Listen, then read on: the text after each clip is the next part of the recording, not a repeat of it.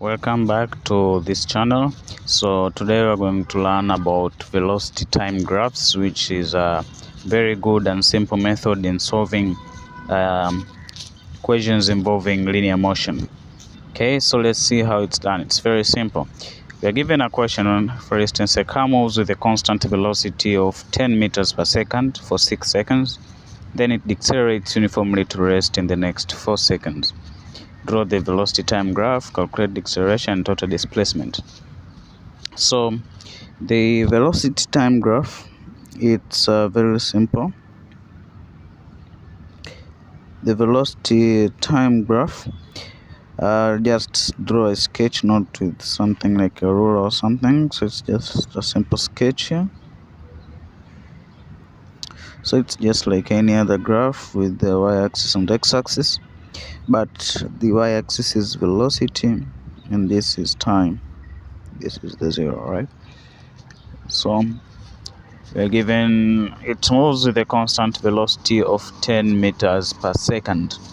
Constant velocity of 10 meters per second. So the velocity here, which is the y-axis, it's 10. So let me write meters per second here, and I write seconds here, not so as I don't write units in these numbers.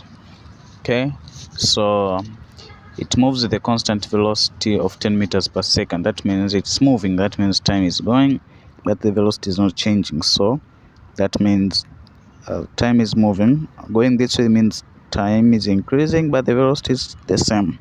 Constant velocity. For how long? This place goes for 6 good seconds. For 6 seconds, right? Okay. Then it decelerates uniformly to rest in 4 seconds.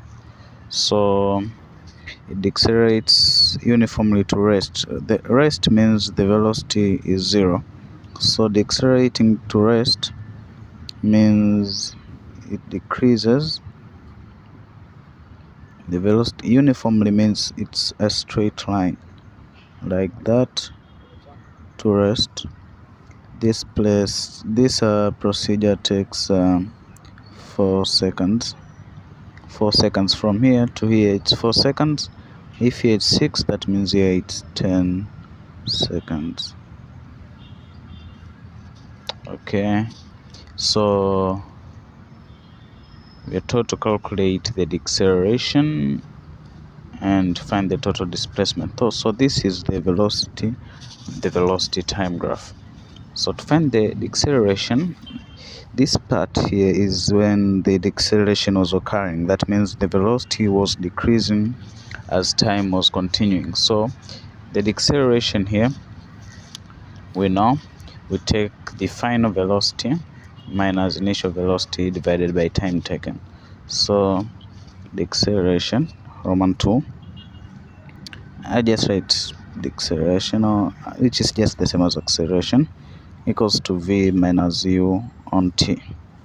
So equals to v, the final velocity is 0, minus initial velocity was 10. Yeah, I'm just focusing on this part because this is when the acceleration was occurring. Okay, so the final velocity, initial velocity, I read it in the y-axis, 10 divided by time. It took how long for this deceleration? 4 seconds. So divide by 4. So that equals to minus 10 on 4, which is minus 2.5.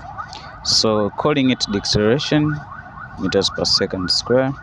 Calling it deceleration, you don't need to put the negative. So you just say, therefore, the deceleration, we'll understand it's a negative. So no need to put it. It's 2.5 meters per second square. Okay, so let's find the total displacement.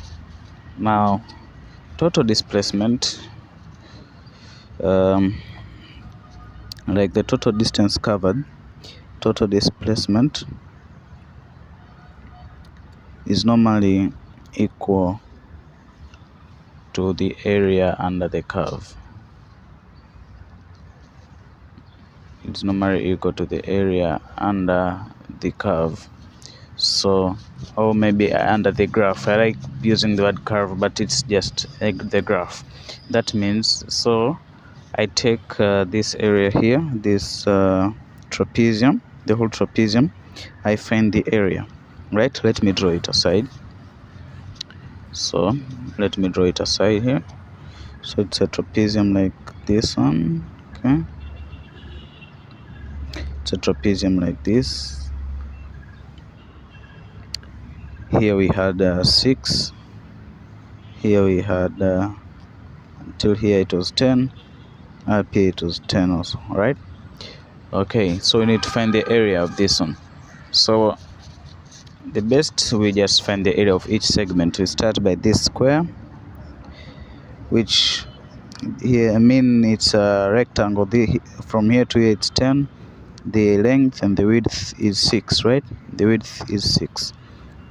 So total displacement, so let me just put S. We know displacement is shown by S equals to this area of the square plus area of this triangle, this one. So this total displacement, area of the square, it's 10 times 6